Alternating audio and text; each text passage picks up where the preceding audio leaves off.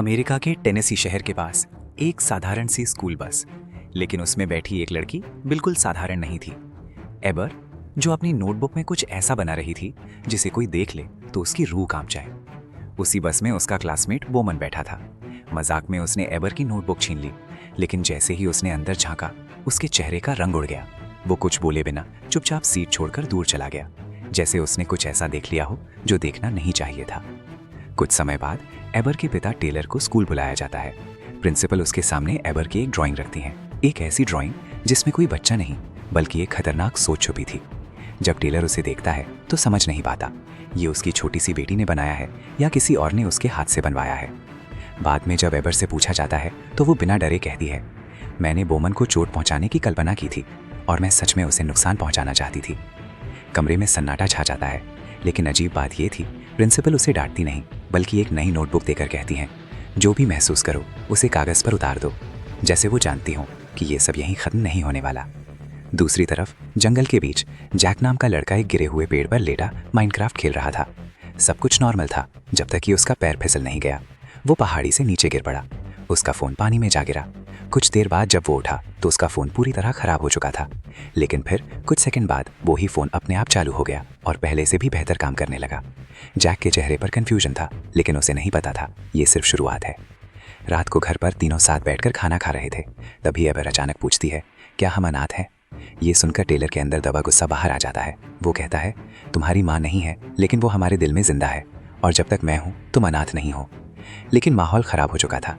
Jack मजाक करता है और एबर गुस्से में उसकी प्लेट गिरा देती है। वो अपने कमरे में भाग जाती है और उस रात इस घर में सिर्फ खामोशी नहीं, कुछ और भी था। उधर जैक जब नहाने जाता है तो उसे एहसास होता है उसकी चोट जो गिरने से लगी थी पूरी तरह गायब हो चुकी है। अब उसे यकीन होने लगता है कि उस झील के पानी में कुछ तो है, कुछ जो सामान्य नहीं है। अगले दिन एबर अपनी नोटबुक घर पर भूल जाती है और अपने पिता से बार बार कहती है, उसे मत देखना। टेलर वादा तो कर देता है, लेकिन उसकी आंखों में शक साफ दिखाई दे रहा था। घर पर उसे वही नोटबुक मिल जाती है। वो उसे खोलता नहीं, लेकिन एक छोटी सी गलती सब बदल देती है। कॉफी उस नोटबुक पर गिर जाती है। घबराकर जब वो उसे साफ करने के लिए खोलता है तो अंदर जो होता है वो किसी बच्चे की ड्राइंग नहीं थी। वो थे राक्षस, हिंसा और मौत के तरीके, जैसे कोई अंधेरी ताकत उसकी बेटी के दिमाग में घर बना चुकी हो। शाम को जब एबर घर लौटती है तो टेलर देखता है उसने अपने हाथों पर टेंटिकल जैसे अजीब निशान बना रखे हैं। अब डर गुस्से में बदल जाता है। टेलर उसका सारा पेंटिंग सामान छीन लेता है। एबर समझ जाती है उसका वादा टूट चुका है और अब कुछ भी पहले जैसा नहीं रहेगा। कुछ देर बाद गाड़ी में बैठकर टेलर अपनी गलती सुधारने की कोशिश करता है। वो बताता है कि उसने एबर के सारे पुराने चित्र संभाल कर रखे हैं। ये सुनकर एबर शांत हो जाती है और धीरे से कहती है, अगर तुम डरोगे नहीं तो मैं तुम्हें सब दिखाऊंगी। जैसे ही नोटबुक खुलती है, हर पेज पर एक नया डर था। हर ड्राइंग एक नई मौत की कहानी थी। लेकिन फिर एक पेज आता है उनकी माँ के टैटू का। पहली बार उस डर के बीच कुछ प्यार भी दिखता है। टेलर समझ जाता है उसकी बेटी खोई नहीं है, बस अंधेरे में फंसी हुई है। उधर जैक अब पूरी तरह यकीन कर चुका था, वो झील साधारण नहीं है। वो टूटी चीजें, यहाँ तक कि जख्म भी ठीक कर सकती है। उस रात जब सब सो जाते हैं, वो चुपके से उसी झील की तरफ निकल पड़ता है, लेकिन उसे नहीं पता था कोई उसे देख रहा है। एबर, जो अब तक जाग रही थी, अपने भाई का पीछा करती है, अपने हाथ में वही नोटबुक लेकर। और फिर जंगल के बीच रात के सन्नाटे में एबर दूर खड़ी अपने भाई जैक को देख रही होती है। उसके हाथ में उनकी माँ की राख से भरी लकड़ी की पेटी होती है। एबर के मन में डर और शक दोनों पैदा हो जाते हैं। आखिर जैक करने क्या वाला है? वो उसे आवाज़ देती है। जैक चौंक जाता है और घबराकर बहाना बनाता है कि वो कुछ नहीं कर रहा, लेकिन एबर उसकी बातों पर भरोसा नहीं करती। वो आगे बढ़कर पेटी छीनने की कोशिश करती है और देखते ही देखते दोनों के बीच झगड़ा शुरू हो जाता है। इस धक्का मुक्की में एबर का पैर फिसल जाता है और वो लगभग झील में गिरने ही वाली होती है, लेकिन आखिरी पल में जैक उसे पकड़ लेता है और बचा लेता है।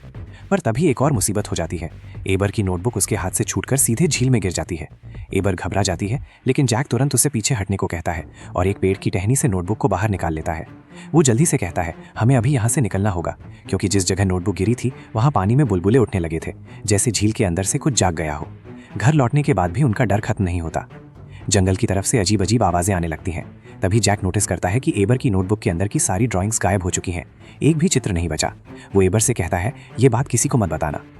अगले दिन शहर के एक गैस स्टेशन पर मैगी और उसका सहकर्मी रिक अपनी शिफ्ट के लिए पहुंचते हैं, लेकिन वहां पहुंचकर वे देखते हैं कि पूरा स्टोर बुरी तरह बिखरा हुआ है, जैसे कोई भयानक हमला हुआ हो।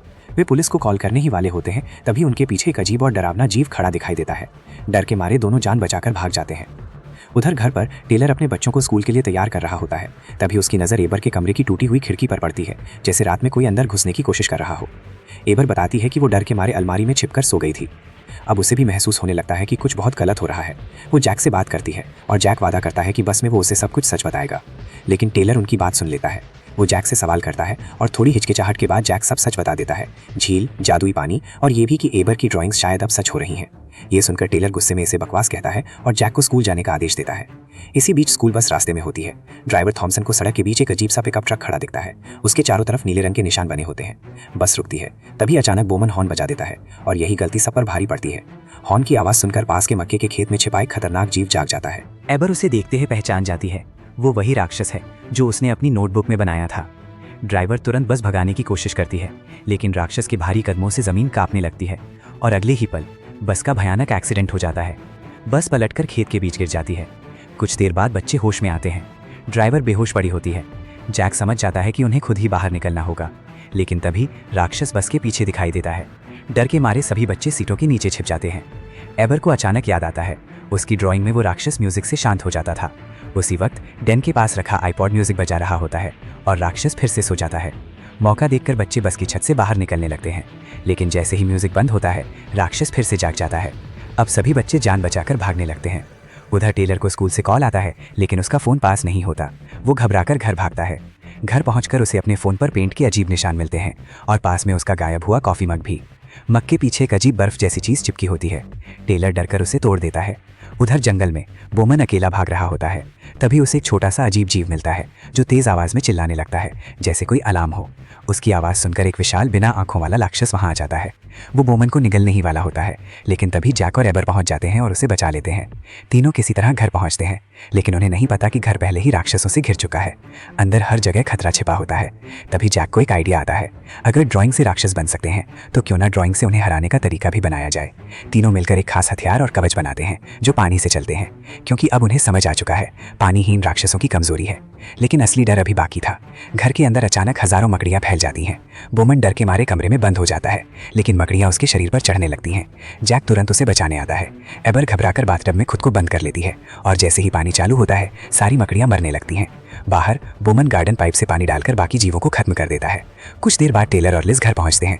घर पूरी तरह बर्बाद हो चुका होता है। हर तरफ गंदगी, टूट फूट और डर का माहौल। लेकिन सबसे बड़ी बात, बच्चे कहीं दिखाई नहीं देते। तभी अचानक टेलर और लिज को एबर के कमरे की खिड़की पर टिक टिक की आवाज़ सुनाई देती है। दोनों पास जाकर देखते हैं तो वहाँ एक खूबसूरत तितली बैठी होती है, वही तितली जिसे एबर ने अपनी नोटबुक में बनाया था। बिना कुछ सोचे दोनों उस तितली का पीछा करने लगते हैं और वो उन्हें सीधे जंगल की ओर ले जाती है। उधर जंगल में जैक और एबर के बीच बहस छिड़ जाती है। गुस्से में जैक एबर पर चिल्ला देता है, ये सब तुम्हारी वजह से हो रहा है। ये सुनकर एबर पूरी तरह चुप हो जाती है और खुद को काबू में रखने की कोशिश करती है। जैक अकेले आगे बढ़ जाता है। थोड़ी दूर जाने पर वो एक डरावनी जगह पर पहुंचता है, जहां मकड़ियों ने पूरे शहर से चुराई हुई चीजों का ढेर लगा रखा होता है। और वहीं झील के पास बैठा होता है एक रहस्यमयी हुड पहना हुआ जीव। जैक समझ जाता है यही है असली मास्टर जो सारे राक्षस बना रहा है। वो जल्दी से अपने बनाए हुए खास हथियार की ड्राइंग उठाता है, लेकिन जैसे ही पीछे मुड़ता है उसे एहसास होता है कोई उसे देख रहा है। डर के मारे उसके हाथ से कागज गिर जाता है और अगले ही पल वो रहस्यमयी जीव कागज उठाकर उसे खत्म कर देता है। कुछ देर बाद तीनों फिर से मिलते हैं। एबर बताती है, यही पहला राक्षस है जो मैंने बनाया था और इसलिए ये सबसे ताकतवर है। अब सब समझ जाते हैं अगर जीतना है तो एक नया हथियार बनाना ही होगा। प्लान बनता है उन्हें उस हुड वाले राक्षस के बैग से पेन चुराना होगा। बोमन खुद को खतरे में डालकर उसे भटकाने के लिए आगे बढ़ता है, लेकिन जैसे ही वो पास पहुंचता है राक्षस जोर से दहाड़ता है और चारों तरफ से दूसरे खतरनाक जीव आ जाते हैं। डर के मारे बोमन भाग जाता है। जैक एबर से कहता है, तुम जल्दी से ड्राइंग बनाओ, मैं उसे रोकता हूँ। पीछा करते हुए जैक एक पुराने केबिन में छिप जाता है। उधर एबर मौका देखकर बैग उठा लेती है, लेकिन राक्षस उसे देख लेता है और पूरी रफ्तार से उसकी तरफ दौड़ पड़ता है। तभी जैक एक स्प्रे कैन और स्टोव लाइटर से एक जुगाड़ फ्लेम थ्रोअर बना लेता है। आग की लपटें देखकर राक्षस पीछे हट जाता है। जंगल के बाकी राक्षस भी अपने मास्टर की आवाज सुनकर लौटने लगते हैं। इसी बीच बोमन फिर सामने आ जाता है और इस बार वो अकेला नहीं होता। टेलर और लिज भी वहां पहुंच चुके होते हैं, हाथ में फावड़ा और मशीन लेकर, और वे बिना डरे राक्षसों से लड़ रहे होते हैं। अब सब झील के पास इकट्ठा होते हैं। एबर नया हथियार बनाने की कोशिश करती है, लेकिन कोई भी पेन काम नहीं करता। तभी अचानक जैक फिसल जाता है और एक पिघलता हुआ राक्षस उसके ऊपर चढ़ जाता है। उसका चेहरा पिघल रहा होता है और गर्म बूंदें जैक पर गिरने लगती हैं। जैक पूरी तरह फंस जाता है। तभी एबर आगे आती है। उसकी बाहों से टेंटिकल्स निकलते हैं और वो सीधे राक्षस पर हमला कर देती है। राक्षस उसे दूर फेंक देता है, लेकिन एबर हिम्मत नहीं हारती। वो चिल्लाती है, मैं अपनी ही बनाई चीज से नहीं डरूंगी। उसी पल जैक अपनी जादुई तलवार से राक्षस पर जोरदार वार करता है। और तभी बोमन भी आ जाता है। उसके हाथ में वही पुराना जादुई हथियार होता है। एबर हैरान रह जाती है। जैक बताता है, ये तुम्हारी ही पुरानी ड्राइंग से बना है। तभी टेलर वहां पहुंचता है और अपनी बेटी को इस रूप में देखकर दंग रह जाता है, डर भी और गर्व भी। अचानक आसमान से एक डिब्बा गिरता है जिसमें एबर की पुरानी ड्राइंग्स भरी होती हैं। एबर धीरे से कहती है, अब कुछ बहुत बड़ा होने वाला है।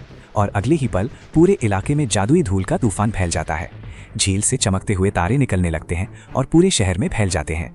अब एक चमत्कार होता है। एबर की अच्छी ड्राइंग्स बुरे राक्षसों से लड़ने लगती हैं। चारों तरफ एक महायुद्ध छिड़ जाता है, कल्पना बनाम डर। उधर जैक अपनी माँ की राख वाला डिब्बा निकालता है। टेलर उसे देख लेता है और अपने बेटे के पास आकर उसे गले लगा लेता है। वो कहता है, तुम अकेले नहीं हो। लड़ाई के दौरान डिब्बा थोड़ा टूट चुका होता है, लेकिन अब परिवार फिर से जुड़ चुका होता है। आखिरकार राक्षस हार जाते हैं, शहर बच जाता है और डर खत्म हो जाता है। कुछ समय बाद जैक और एबर अपने नए दोस्त बोमन के साथ फिर से स्कूल बस में बैठते हैं। इस बार सब कुछ अलग होता है। एबर मुस्कुरा रही होती है और अपनी नई नोटबुक में अपनी माँ की याद में एक खूबसूरत तितली बनाती है। और यहीं खत्म होती है ये कहानी, जहाँ डर से जन्मी कल्पना आखिरकार उम्मीद में बदल जाती है।